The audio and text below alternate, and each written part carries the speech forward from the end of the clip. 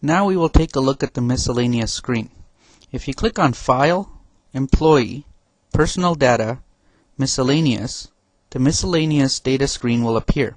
This is an area where we keep track of things that don't normally fit anywhere else, or in HR, namely we would keep track of things like property. If the employee was issued a laptop, a credit card, some security cards, maybe even a company car or cell phone, we would keep track of that here. The purpose being that when the employee arrives, we're one of the first to see them, and when they leave the company, we're one of the last to see them. Therefore, we can get the property back. In the interim, we could also then flag renewals of properties like credit cards, possible costs that we need to keep track of, or if the property was lost, we could always search it by a serial number. So let's choose an employee. Today we will use Mark Bertram as an example. And let's say this employee was issued a property, in this case, let's say called Amex, Amex being the credit card. The date would be the date of issue. Let's make it 091500.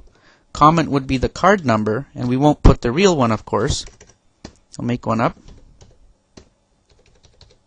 Amount 1 might be the spending limit, so that we could ensure that the spending limit is actually accounted for and that any increases in the spending limit in the future are taken care of. We'll leave amount 2 blank for now. There is no number we can put there for a credit card. The next date, however, will be the renewal date. So let's make that 090105. We would then click the disk button or F10 to save this record, and let's do another one. Let's say that this employee was a carpenter and they were actually assigned a pneumatic nail gun. We would choose that as the property type. The date it was issued was 11/12/04. The comment would be the serial number.